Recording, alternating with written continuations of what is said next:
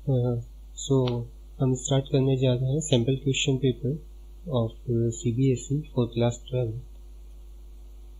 For 2022 board examination. पहले हम section A solve करेंगे, then section B and then section C.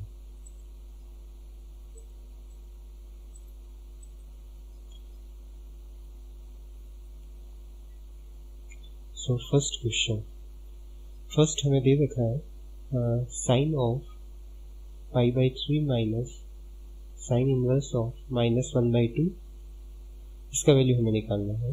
So sine of pi by 3 minus sine inverse का एक property होता है sine inverse of -x is equals to minus of sine inverse x। Minus बाहर आ जाएगा bracket से, तो ये बन जाएगा plus of sine inverse 1/2। So sine of pi by 3 plus sine inverse 1/2 का वैल्यू होता है pi by 6। Pi by 3 plus pi by 6, 30 plus 60 it means 90। So sine pi by 2, sine pi by 2 का value हो जाएगा 1। So our correct option will be B. Next second question. Second question में हमें दे रखा है find the value of k where k is less than 0 and a function defined by 1 minus cos kx divided by x sin x when x is not equals to 0 and it is equals to 1/2 when x is equals to 0 is continuous 8x equals to 0। तो हमें k का value निकालना है और k दे रखा है less than 0 होना चाहिए, negative. So left hand limit is equals to right hand limit is equals to value of the function at that point। limit दोनों सेम है। So limit x tends to 0 f of x 1 minus cos kx divided by x sin x which is equals to f of 0 it means 1/2। तो यहाँ पर हमें कौन कौन से formula use में आने वाले हैं। ट्रिग्नोमेट्री का फॉर्मूला है 1 minus cos x is equals to 2 of sine square x/2। और लिमिट का एक फॉर्मूला हम जानते हैं, limit x tends to 0 sine x upon x is equals to 1। इसी को अगर थोड़ा एक्सटेंड करें तो ऐसे भी लिख सकते हैं, limit x tends to 0 sine ax upon ax is equals to 1 where a is not equals to 0। ठीक है, यही वाली चीजें हम यहाँ पे यूज करेंगे। So limit x tends to 0 1 minus cos kx का वैल्यू यहाँ से बन जाएगा हमारे पास 2 sine square kx/2 divided by x sine x is equals to 1/2। यहाँ पर एक चीज मैं ये कर रहा हूँ, साइन x को x से डिवाइड कर देता हूँ ताकि यहाँ पे मल्टीप्लाई भी कर सकूँ, यहाँ बन जाएगा x²। So limit x tends to 0 twice of क्योंकि मेरे पास साइन x बाई एक्स का फॉर्मूला है लिमिट के लिए 1 आता है, यहाँ साइन स्क्वायर kx/2 है, इसका मतलब हुआ साइन kx/2 इसके डिवीजन में अगर मेरा kx/2 होता है तब मेरा इसका लिमिट जो है 1 बन जाएगा। यहाँ पर क्योंकि साइन का स्क्वायर है तो इसका होल स्क्वायर लिखना पड़ेगा। साथ में मेरे पास में है 1 upon sine x by x. यहाँ पर एक्स्ट्रा टर्म कौन सी आई, साइन kx/2 का होल स्क्वायर, ये तो लिखा ही है। यहाँ पर x स्क्वायर की जगह हमने लिखा है kx/2 का होल स्क्वायर, इसका मतलब k²/4 से हमने यहाँ मल्टीप्लाई किया है डिनोमिनेटर में, तो हमें न्यूमरेटर में भी k²/4 से मल्टीप्लाई करना पड़ेगा इक्वल्स टू 1/2। सो अब हमारा इन दोनों का लिमिट अलग अलग लग जाएगा, 2 इंटू k²/4 बन जाएगा k²/2। Limit x tends to 0 sine kx/2 divided by kx/2 whole square multiplied by 1 over limit x tends to 0 sine x upon x which is equals to 1/2। तो ये लिमिट भी 1 हो जाएगी, ये लिमिट भी 1 हो जाएगी, इसका मतलब हमारे पास बच जाएगा केवल k²/2 which is equals to 1/2 और यहाँ से आ जाएगा k² equals to 1 and hence k will be equals to plus minus 1। लेकिन हमें क्वेश्चन में गिवन है k की वैल्यू 0 से लेस देन होनी चाहिए, so we will take only negative value of k and so the option B will be correct।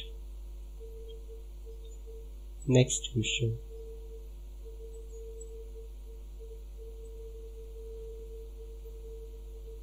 Third question में हमें दे रखा है if A is a matrix having elements of type Aij is a square matrix of order 2. So order is 2 cross 2, square matrix order 2 का, such that Aij is equals to 1 when I is not equals to j and it is 0 when I is equals to j. तो हमारे पास 2 cross 2 की matrix अगर बनाए तो A11, A12, A21, A22, तो subscript पे डिपेंड कर रहा है कि ये मैट्रिक्स के एलिमेंट क्या होंगे. If I is equals to j then it will be equals to 0. So I equals to j. So A11 and A22 इन दोनों का वैल्यू, डायगोनल एलिमेंट्स का वैल्यू हमारे पास 0 होगा. And when I is not equals to j it means A12 and A21 इन दोनों का value होगा 1 1. तो ये हमारा मैट्रिक्स A बन गया. इसके बाद हमें पूछा है then value of the A square. So A square find कर लो. 0 1 1 0 multiplied by 0 1 1 0. So 0 into 0 0 0 plus 1, 0 into 1 plus 1 into 0, 1 into 0 plus 0 into 1, 1 into 1 plus 0. So 1 plus 0. So it will 1 0 0 1 identity matrix. So option D will be correct. Next, fourth question. Find the value of K for which matrix A, which is given K 8 4 twice of K is a singular matrix. Singular matrix है इसका मतलब हुआ determinant 0 होगा. So determinant of A is equals to 0. So determinant of K 8 4 2K is equals to 0. Determinant find करो cross multiply करके. So 2K square minus 8 4 जा 32 is equals to 0. Hence K square minus 16 is equals to 0. So K square is equals to 16 and K will be equals to plus minus 4. So option C will be correct. Next,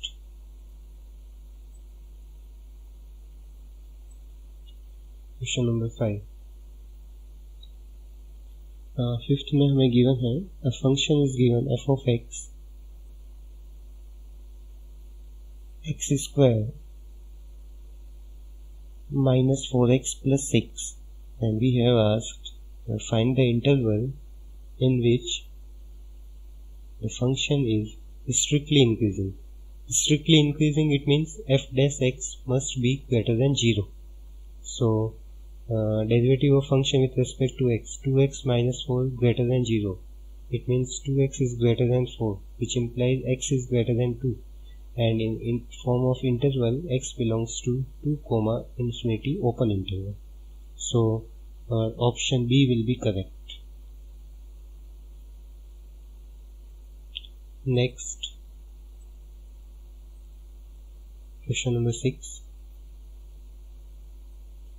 Given A is a square matrix of order 3. So order of matrix A is 3 cross 3. Determinant of A is equals to minus 4. And we have asked determinant of adjoint of A. So we know the formula. If order of a matrix is n cross n, then determinant of adjoint of A will be equals to determinant of A to the power n minus 1. Here n is equals to 3, so it will become determinant of A to the power 3 minus 1, which will be equals to determinant of A to the power 2, so minus 4 to the power 2, and which will be equals to 16. So our option D will be correct. Next, 7. A relation in set A is given where set A is defined as 1, 2 and 3, and the relation is defined as 1, 1, 1, 2, 2, 2 and 3, 3. Question is asked, which of the following ordered pair in R shall be removed to make it an equivalence relation in A? हमें R को equivalence relation रखना है, तो इन चारों में से कौन सा ordered pair हमें हटाना पड़ेगा? तो equivalence relation है, इसका मतलब reflexive तो होना ही चाहिए. reflexive होना चाहिए तो 1, 1, 2, 2, 3, 3 ये तीनों ordered pairs तो होंगी. इसका मतलब हुआ कि option A, option C and option D तो हो नहीं सकता, तो ऑप्शन बी अपने आप करेक्ट हो जाएगा. नेक्स्ट क्वेश्चन नंबर 8 है मैट्रिक्स का question. If two matrix are given, they are equal matrices, so corresponding elements will be equal. 2a plus b, 5c minus d, a minus 2b, and 4c minus 4c plus 3d is equals to 4 minus 3, 11, 24. And we have asked value of a plus b minus c plus twice of d. So first we have to find values of a, b, c and d. So we can compare the corresponding elements. So 2a plus b will be equals to 4 and a minus 2b will be equals to minus 2. Elimination substitution किसी भी method से use करके जो solve कर सकते हो. अगर 2 से मल्टीप्लाई कर देते हो या फिर फर्स्ट इक्वेशन से b का वैल्यू निकाल लो, 4 माइनस 2a आ जाएगा, इसको सेकंड इक्वेशन में पुट कर दो. a minus twice of 4 minus 2a is equals to minus 3. So a minus 8 plus 4a is equals to minus 3. 4a plus a 5a and minus 8 RHS में जाएगा तो बन जाएगा plus 8, minus 3 plus 8 plus 5. So a will be equals to 1. And if a is equals to 1, then b will be equals to, from this equation, 4 minus twice of 1 will be equals to 4 minus 2, which will be 2. So a is equals to 1 and b is equals to 2. Next, 5c minus d is equals to 11. So from here d will be equals to 5c minus 11, and the fourth element is 4c plus 3d which is equals to 24. तो d का value यहाँ पे put कर दो. 4c plus thrice of 5c minus 11 which is equals to 24. 4c plus 3 5 ja 15c minus 11 3 ja 33 which is equals to 24. 4c plus 15c 19c, 33 उधर भेज दो, 24 plus 33. It will become 57. 30, 20, 50, 54, 57 is equals to 19c. So c will become 57 upon 19 which is equals to 3. So value of c is 3 and hence d will be 5c minus 11. So 5 3 ja 15 minus 11, it means d will be equals to 4. Put all these values in this equation. So a is equals to 1, b is equals to 2, c is equals to 3 and d is 4. So 1 plus 2 3, 3 minus 3 0, 2 4 ja 8. So our correct option will be option A. Next, 9th question. 9th में हमें कहा the point at which the normal to the curve, एक curve given है y is equals to x plus 1 by x where x is greater than 0. Suppose curve का equation हम कुछ भी बना देते हैं, ऐसे ही कर्व को ड्रॉ कर देते हैं, सॉरी कुछ भी इस फॉर्म में ड्रॉ कर लेते हैं. And suppose we have to find this point. So we have given the point at which the normal to the curve. तो इस पॉइंट के ऊपर नॉर्मल बना दो. नॉर्मल का मतलब हुआ जो टेंजेंट के ऊपर परपेंडिकुलर है. तो इस पॉइंट के ऊपर हमने नॉर्मल का इक्वेशन बना दिया, नॉर्मल को ड्रॉ किया. Which is perpendicular to the line. ये नॉर्मल किसी लाइन के परपेंडिकुलर है, इसका मतलब नॉर्मल के परपेंडिकुलर लाइन का इक्वेशन हमें गिवन है. ठीक है, तो इसका मतलब हुआ नॉर्मल के परपेंडिकुलर है तो टेंजेंट के पैरेलल हो गई वो लाइन. इसका मतलब जो टेंजेंट का स्लोप होगा वही लाइन का स्लोप होगा. Slope of tangent is equals to slope of line line हमें क्या गिवन है, 3x minus 4y minus 7 is equals to 0। Slope of tangent अगर निकालना हो तो dy बाई dx का वैल्यू निकालना पड़ेगा, और 3x minus 4y minus 7 equals to 0, इस लाइन का अगर स्लोप निकालना है तो इसको y equals to mx plus c से अगर कंपेयर करोगे तो यहाँ से m का वैल्यू हमें मिलेगा 3/4। कैसे, 3x minus 4y minus 7 equals to 0, minus 4y को एक साइड रखो, so plus 4y is equals to 3x minus 7, y will be equals to 3/4x minus 7/4, so slope of the line will be 3/4। dy by dx का value निकाल लो, simple है, x का derivative हो जाएगा 1 by x का derivative 1 by x square minus 1 by x square which is equals to 3/4, so 1 minus 3/4 is equals to 1 by x square, and hence it will be equals to 1/4 is equals to 1 by x square, so x square is equals to 4, and hence x will be equals to plus minus 2, but we have given x must be greater than 0, so we will take only x equals to 2. Since the point is on the curve, so it will satisfy the equation of the curve, so y will be equals to 2 plus 1/2, which will be equals to 5/2, and hence our point will be 2, 5/2. So the correct option will be option A. Next, 10th question. 10th question में हमें पूछा है value of sine of tan inverse x where mod of x is less than 1. Mod of x less than 1, it means x is greater than minus 1 and less than 1। ठीक है, तो इसका हमारे लिए कोई यूज नहीं है, इसका बस इतना ही मतलब है कि root of 1 minus x square का वैल्यू पॉजिटिव है। तो sine of tan inverse x का वैल्यू निकालना है तो सिंप्लीफाई करने के लिए हमारे पास अंदर में साइन इनवर्स में चेंज होना चाहिए। ठीक है, तो tan इनवर्स x को जो है थीटा सपोज कर लो, so x will be equals to tan theta.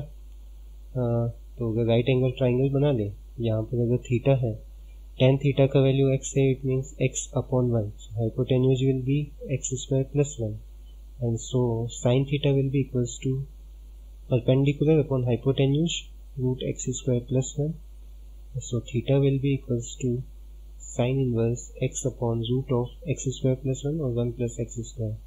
Put these values in the required term, sin of tan inverse x, theta tan inverse x का वैल्यू था, इसका मतलब tan इनवर्स x की जगह पे हम पुट कर सकते हैं sine inverse of x upon root of 1 plus x square.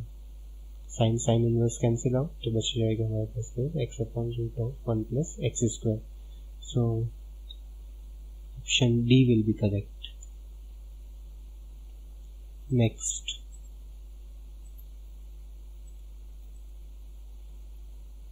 Eleventh question. 11th में हमें कहा है let the relation R in the set A. Set A define किया है सेट बुलर फॉर्म में, x belongs to z such that 0 is less than equals to x less than equals to 12। It means 0, 1, 2, 3 up to 12, all integers containing 0 to 12। Next relation R defined है set of all those ordered pairs a comma b where mod of a minus b is a multiple of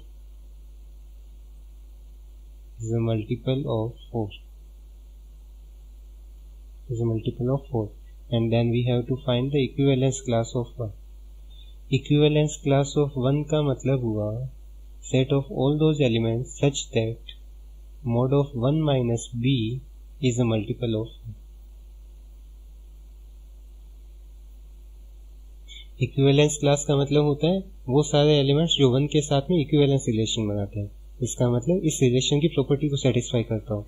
तो हमें वो सारे elements ढूंढने हैं जो जिनका 1 के साथ अगर डिफरेंस लें तो वो 4 का मल्टीपल होगा।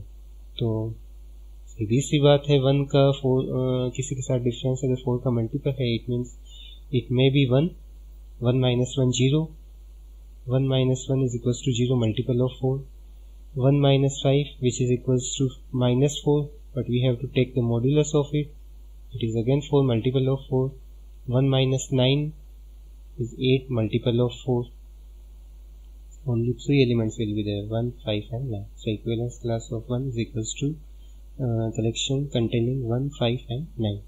So our option A will be correct.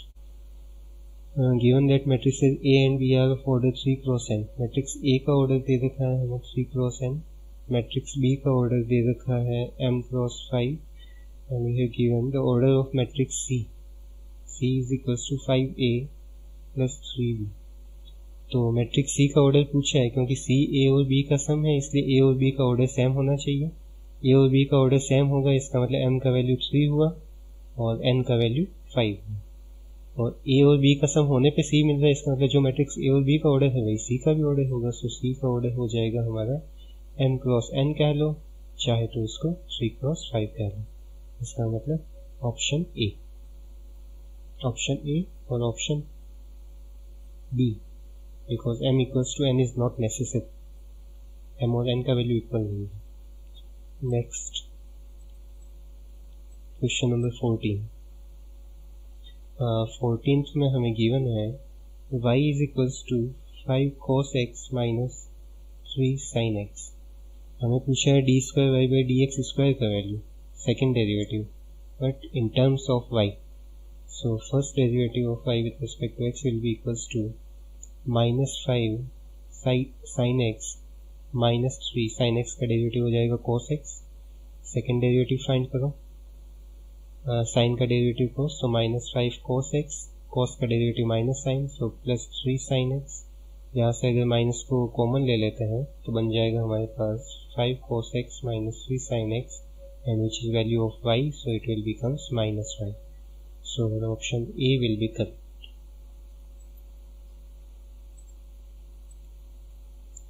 Next question number 15.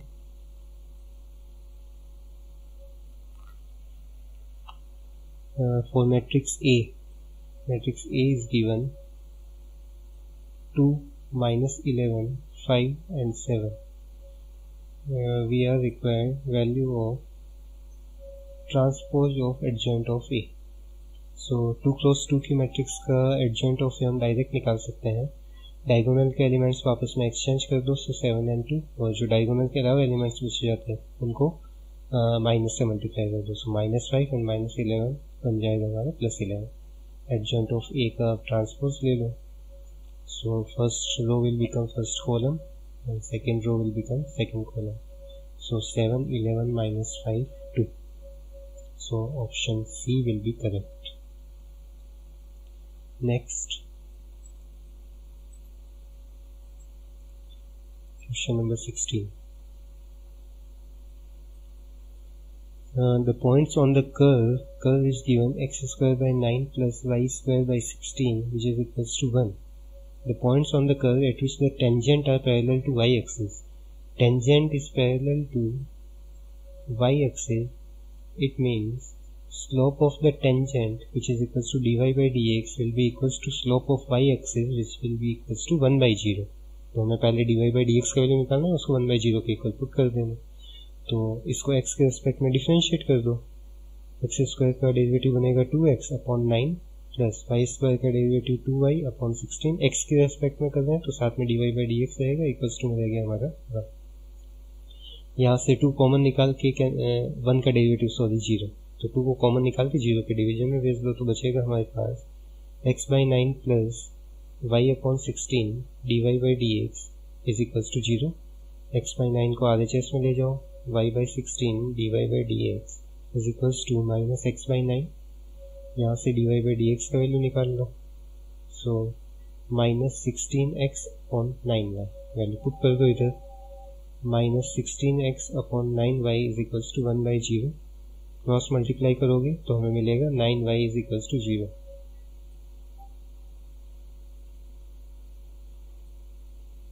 It means y is equals to 0. क्योंकि पॉइंट जो भी है वो कर्व के ऊपर रहेगा, कर्व की इक्वेशन को सेटिस्फाई करेगा. y का वैल्यू हो गया 0 पुट कर दोगे तो इक्वेशन हमारा बन जाएगा x square by 9 plus 0 upon 16 is equals to 1, and hence x square upon 9 is equals to 1, which will be x square equals to 9, and hence x is equals to plus minus 3. So our required points are plus minus 3, 0. So option C will be correct. Next question number 17। 17th में हमें given है matrix A is equals two of type AIJ, elements है AIJ type is a square matrix of order 3 cross 3 and determinant of A is given -7, and we have asked the value of summation of I equals to 1 to 3 AI2 and capital AI2। Small AI2 use हो रहा है elements के लिए, capital AI2 use हो रहा है cofactor के लिए। लास्ट में लिखा भी है AIJ denotes the cofactor of element AIJ। ठीक, तो इसको अगर सॉल्व करें, आई का वैल्यू अगर 1 पुट किया तो A12 capital A12 plus summation का साइन है तो प्लस आएगा। आई का नेक्स्ट वैल्यू 2 पुट किए A22 capital A22 plus A32 and capital A32। तो अगर इसको ध्यान से देखो तो ये हमारा मैट्रिक्स का सेकंड कॉलम बन रहा है। सेकंड कॉलम के एलिमेंट्स हैं A12 A22 A32 और इन्हीं के करेस्पॉन्डिंग कोफैक्टर लिखे हैं साथ में A12 A22 A32। तो डिटरमिनेंट में हम ये फॉर्मूला पढ़े थे, अगर किसी भी रो या कॉलम के एलिमेंट्स को उसी के करेस्पॉन्डिंग कोफैक्टर से अगर मल्टीप्लाई कर देते हैं तो वो हमें डिटरमिनेंट ऑफ A का वैल्यू देता है। तो डिटरमिनेंट ऑफ A का वैल्यू हमें गिवन है -7, so correct option will be option B. Next question number 18। Question number 18 में हमें गिवन है if y is equals to log of cos e to the power x, इसका derivative पूछा है dy by dx। So log का derivative होता है हमारे पास log x का डेरिवेटिव बनता है 1 by x, so 1 by cos of e to the power x। Chain rule apply करेंगे, cos का derivative minus sine e to the power x, फिर से चेन रूल अप्लाई करेंगे e to the power x का derivative e to the power x। Sine upon cos हमारे पास बन जाएगा minus of 10 e to the power x and multiplied by e to the power x। So our correct option will be D. Next question number 19।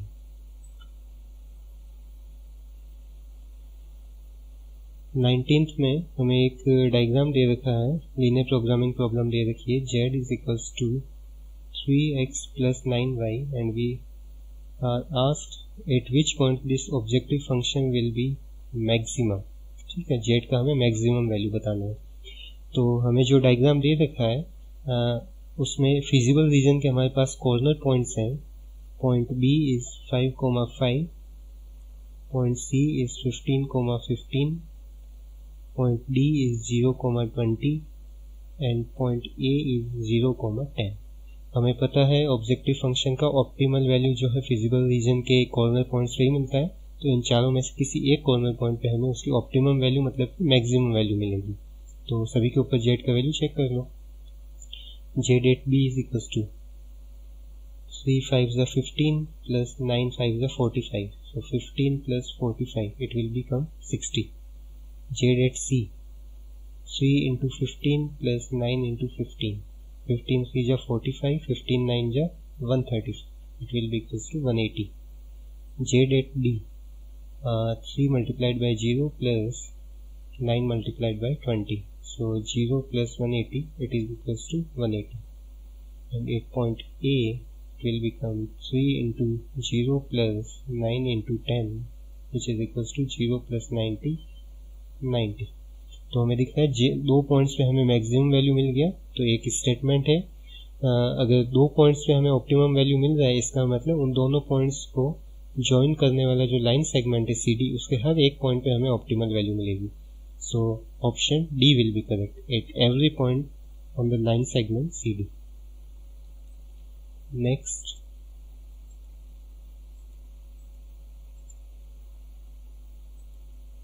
Question number 20। We have given function f of x which is equals to twice of cos x plus x, and we have given a closed interval 0, pi by 2 and we have asked the least value of the function in this interval. तो सबसे पहले हमें इसके critical point निकालने पड़ेंगे। So f dash x minus twice of sine x plus 1। Critical point find करने के लिए एफ डैश एक्स को 0 के इक्वल रखोगे। So minus 2 sine x plus 1 equals to 0। It means 2 sine x is equals to plus 1 and so sine x is equals to 1/2। तो इस interval के अंदर हमें बताना है कि x की किस वैल्यू के लिए sin x का वैल्यू 1/2 होगा। So x will be equals to 30 degree, it means π/6। तो जब भी हमें इंटरवल दे रखा होता है हमें तब सेकेंड डेरिवेटिव टेस्ट यूज नहीं करना है, तब हमें इंटरवल के एंड पॉइंट्स और हमारा जो क्रिटिकल पॉइंट आया है इन तीनों पॉइंट्स के लिए हमें फंक्शन का वैल्यू देखना है कि क्या हो। So f of 0 is equals to 2 cos 0 plus 0। cos 0 का वैल्यू 1 होता है, इसका मतलब इसका वैल्यू हो गया 2। f of π/2, so twice of cos π/2 plus π/2। cos π/2 0 होगा तो ट्वाइस ऑफ 0 0 0 प्लस π/2। π/2 का मतलब हो गया, पाई का वैल्यू होगा 3.14 रखोगे, 3.14/2 करेंगे तो ये मिलेगा हमें 1.57। ठीक है। x इक्वल्स टू π/6 में फंक्शन का वैल्यू चेक करो, f of π/6, so twice of cos π/6 plus π/6। π/6 मतलब 30, cos 30 का वैल्यू होता है √3/2 प्लस π/6 तो 3.14/6। तो 2 से 2 कैंसिल, √3 का वैल्यू हमें पता है 1.732 होना है, प्लस में 3.14/6। तो इसमें कुछ तो ऐड ही हो रहा है, 1.732 में कुछ तो ऐड होगा ही, इसका मतलब 1.57 और 2 से तो बड़ी वैल्यू ही मिलने वाली है। तो लिस्ट वैल्यू किस पॉइंट पे मिल रही है हमें, x इक्वल्स टू π/2 के ऊपर। इसका मतलब तो करेक्ट ऑप्शन हो जाएगा ऑप्शन सी। नेक्स्ट वीडियो में हम देखेंगे सेक्शन बी के 20 क्वेश्चंस। Thank you.